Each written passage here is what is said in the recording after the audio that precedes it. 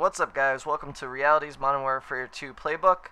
Basically, back when I used to play Halo 2 professionally, it was all about map control and having routes and having specific areas where you want to lock down, and Modern Warfare 2 is exactly the same way. You want to have some areas that you want to lock down and also have routes that you want to take. And basically what I thought I would do is compile them all and show you my little playbook that I have for every time that I play a match type, basically. So we're going to start here on Trailer Park, and we're going to start here on the Rangers side. Now, the Rangers has the disadvantage because it only has 3 ways out of the spawn, opposed to the Op4 side, which has numerous ways out of the spawn. And I'll get to Op4 after the Rangers. So let's start with the Rangers side. You see here highlighted in green, that's the safe area. That's pretty much where you have the majority of cover at your advantage. Once you venture into the yellow part, is where it starts to become fair, and you start having fair engagements. And you never want to have fair engagements. You always want to have the advantage on your side. Now, when you get into the red area, this is where you lose the advantage in combat, and the other team has the advantage in combat. They have the advantage as far as cover, they have the advantage as far as surprise, and they overall have the line of sight that you don't. So, maintaining that whole idea, you want to lock down the 2 key points, which are highlighted in blue. Those are both the trailers. Those are the key points to Trailer Park. And basically, if you control those points, you won't have anything to worry about as far as winning. However, in Domination, you see A, B, and C. A, you don't want to cap right off the spawn. You want to go and you want to flank around using one of 4 routes. Here you see Route 1, Route 2, Route 3, and Route 4. Now, Route 1 is the most dangerous. You don't want to usually take Route 1 unless you're a highly skilled player and you're really good at running and gunning, basically, because you're going to need Marathon Lightweight to get up through that dirt road as fast as you can to get to C. However, I don't recommend it. I recommend the more practical choices, which is Route 2 and Route 3, because they get you to the key control points and they help maintain map control.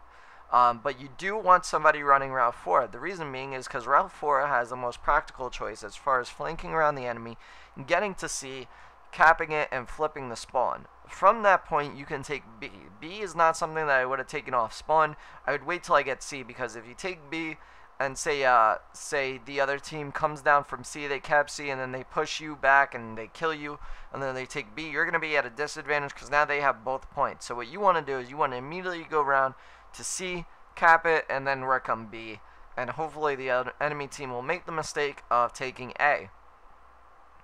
Now let's move on to Sabotage and CTF. You see here the green circle is where your bomb site or flag is, and you see there in the red circle is where the flag spawns at CTF on the enemy team, and where the bomb site is on Sabotage.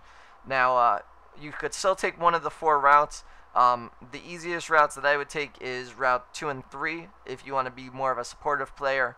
Route 4 is for the people that want to flank around, and Route 1 is still one of the routes that I would not take in this map. That is a highly dangerous route to take.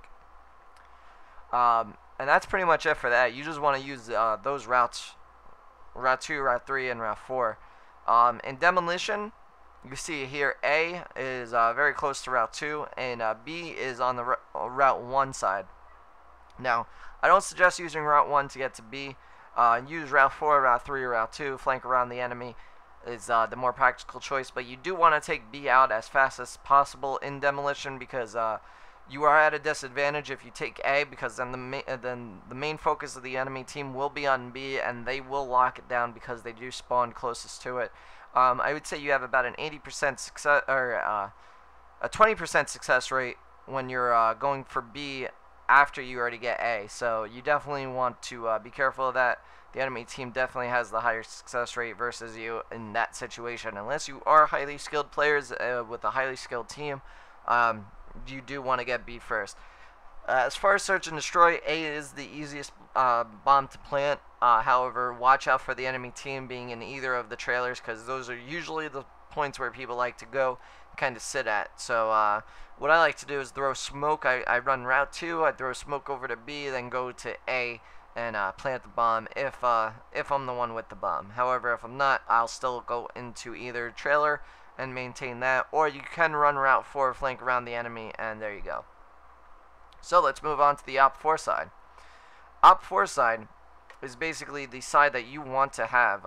You want to maintain map control on on the Op4 side because you do have the advantage. You see here in the green, you have a majority of the map in green, which is good. As far as the other side of the map, you don't have that. You have a less of the map in green. So you have the majority of the map in green.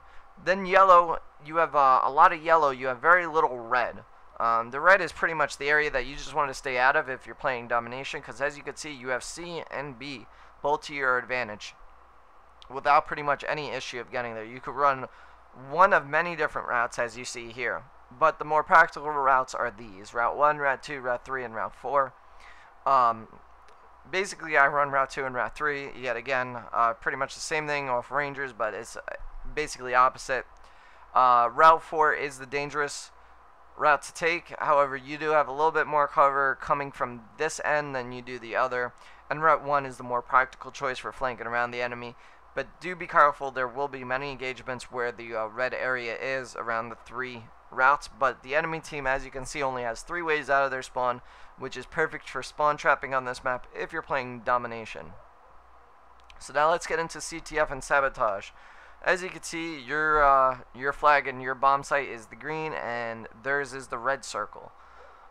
Basically, same routes. You want to take Route 2 and 3 through the middle of the map, and pretty much lock down those 2 trailers that you see in blue, or take Route 1, flank around, grab their flag, and take it straight through the center. I would suggest you want to maintain, if you're going to take the flag, you want to go through the straight center of the map where Route 3 is, and pretty much just use that as your cover, because that is the easiest way to run, and you won't really have to worry about too many people spawning when they respawn on you. So playing sabotage, pretty much same points. You just want to lock down, you want to kind of push them into the spawn trap and not really have to worry about them coming at you in every different angle. You want to have people on each different way that they can get out, but pretty much on sabotage you have the major advantage.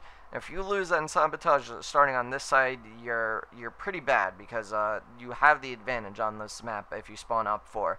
Rangers have the major disadvantage, like I said. So now demolition. You see B and A here. B, like I said, for Rangers is the harder to plant, so always want to watch B, but don't let them get A. Don't let them have the time extension. You want to win the game. You don't want to play it for kills. Play the game the way it's meant to be played.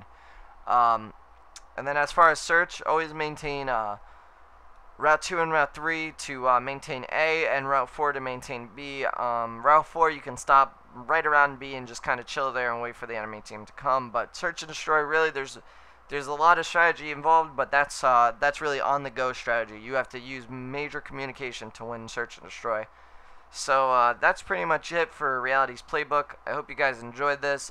Leave in the comments below the next map that you want me to do, and leave any comments that you think any way I can improve this series. Maybe add something, take out something, whatever you guys think. Anyway, until next time, guys. Talk to you later. Peace out.